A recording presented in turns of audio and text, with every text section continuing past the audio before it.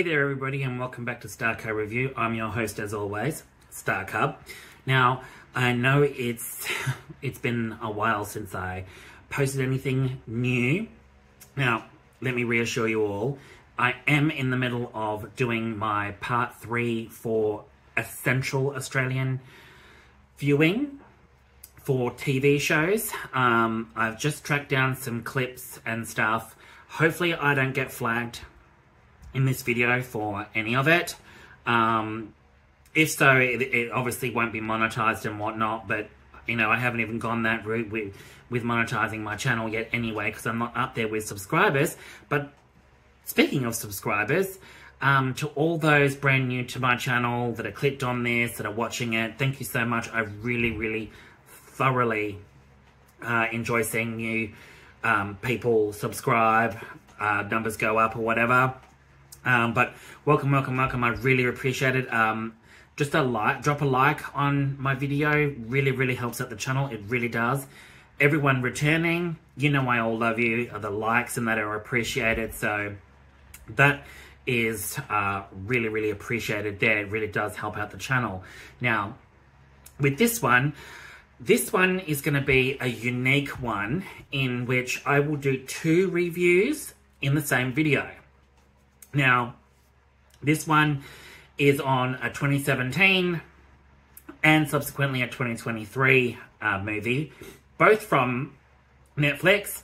And the first one from 2017 is Spanish horror supernatural film Veronica, and then subsequently it's 2023 prequel Sister Death. Now, I will do Veronica first and then Sister Death, being that Sister Death is a prequel that leads into the events of Veronica, but also details about a certain character from Veronica that perfectly sums up this movie brilliantly. These movies, both together, are absolutely complementary. They are imaginative, they are extremely well done. Cinematography, soundtrack, characters, just the locations, it's very beautifully shot. They're both beautifully shot. Now, let's get into it. Let's start with Veronica, which, like I said, is a 2017 Spanish supernatural horror film directed by Paco Plaza and stars Sandra Escacena alongside Claudia Plaza, Bruna Gonzalez, Evan Chavero, and Ana Torrent. And for anyone that doesn't know, this film, Veronica, is loosely based on true events from 1991 Velázquez case, where Estefana Gutierrez Lazaro died mysteriously after using a Ouija board. Now, I say loosely based. It's not based on a true story. Doesn't have that label, based on a true story. It is loosely based. So it does, at the end of the film, it does have a disclaimer saying that it very smartly adds in the real case at the end and talks a little about the real case. But far from it, this movie is only loosely based. So everything else in this film is nothing to do with that case at all. It's purely this is the case that inspired Veronica. Now, the screenplay is by Paco Plaza and Fernando Navarro. It's produced by Enrique Lopez Levine, and cinematography is Pablo Rosso, edited by Marty Roca, music by Chucky Namanera, and the production companies are Apache Films, and distributed by Sony Pictures International. 25th of August 2017 was its release date. Now, I know I'm late on this, but me and my husband only just recently watched these 2 films, and I just had to make a review on it. And Veronica is no exception. Veronica is an amazing supernatural horror film. The tension, just the amount of detail in it,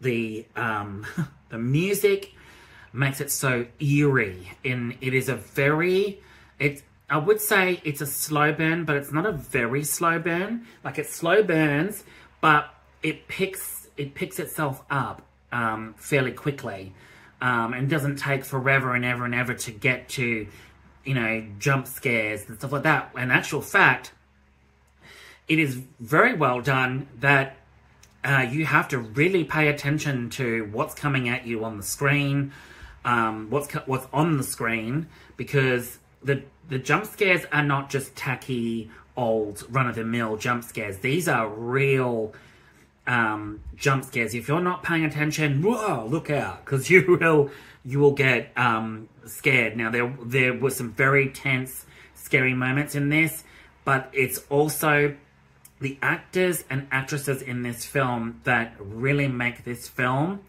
The intertwining Christian themes in it as well, but mingled with supernatural themes as well, supernatural Christian themes, but also adding that Spanish supernatural element to it.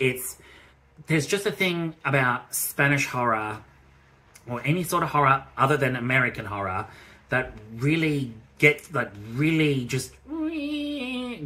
you, like really eats at you, and makes you feel really creepy and someone's watching you.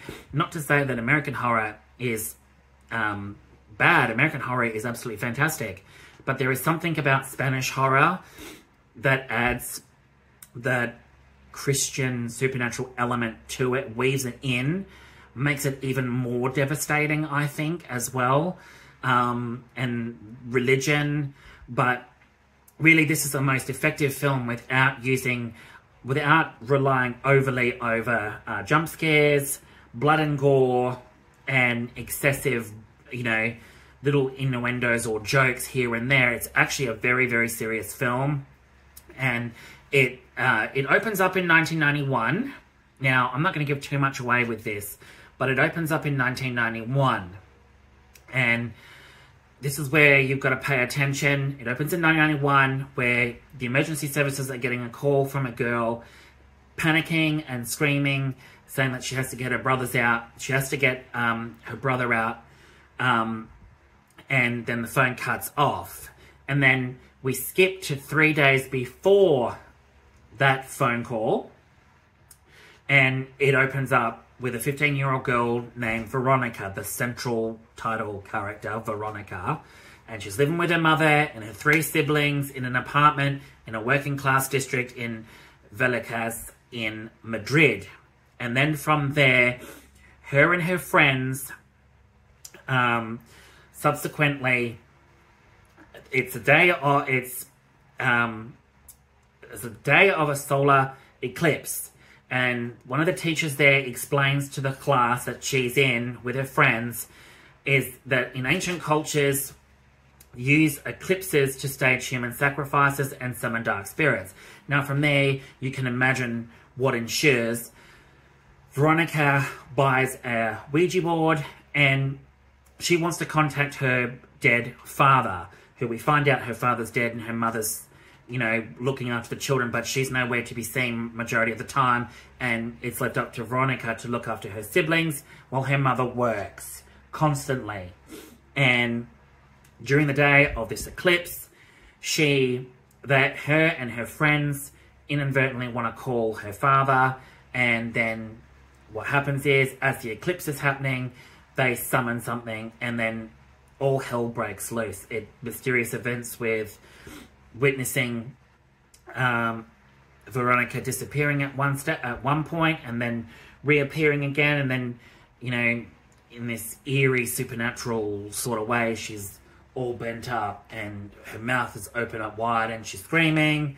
And then from there it just progressively goes on and on and on, and the tension that she has summoned something other than her father, and it just progressively gets eerier and eerier and darker as it goes. Now, leading into Sister Death, which is 2023, there is a character in it called Sister Death, and she's a nun.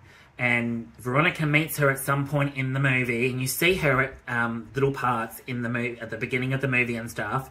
And then as we move on, we get a little bit of background about this so-called nun called Sister Death. And it's all, everyone's like, yeah, because, you know, she's surrounded by death. That's why she gets the nickname Sister Death. And we find out her real name is Narcissa, or Narcia. But other than that, we also get a sense that there's something more about Sister Death than what we first come to believe. And she's not a typical old nun. She's more. And it turns out that as the film goes on, I won't give it for the people that have, as spoiler alert, a little bit of a spoiler alert. But for the people that haven't, tune out now.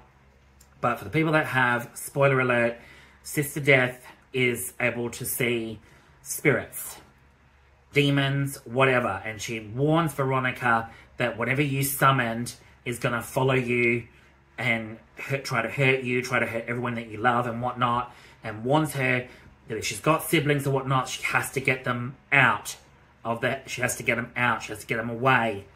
And then there's just these twist after twist after twist. And you get a sense that there's more about Sister Death, because she's not in it throughout the whole film, but she's in it. But then after that, once you see her, that's it.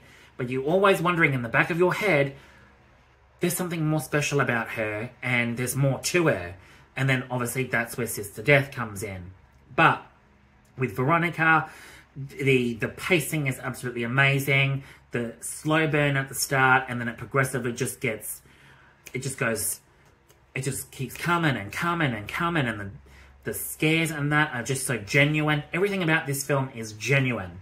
Absolutely genuine. I would employ everybody to go and see it, for the ones that haven't seen it, for the ones that have. What did you think about? What did you think? Comment down in the section below, in the comment section. I would love to hear your take on Veronica. Now, in terms of, I was going to have a drink of coffee, but I might wait. In terms of Veronica, Veronica is absolutely an amazing movie. Me and my husband absolutely loved it. And then we were just like, we have to see Sister Death, because we saw the trailer to it and it was like, oh my God, we just had to see it. But for Veronica, the cast was outstanding. Everything about it was outstanding. Big congratulations to everyone on that film, because they did an absolutely amazing job. Spanish horror has a way of getting under your skin, and it certainly got under mine. There are a lot of sequences in this that are really fucked up. Like, really fucked up. And you don't know what's real, what's real and what's not. It's just, it's an absolutely amazing movie, and it makes you question, don't ever fuck with a Ouija board. Don't ever something you don't know how to use properly. It's not a toy, children. Don't fucking use it. What do I give this film?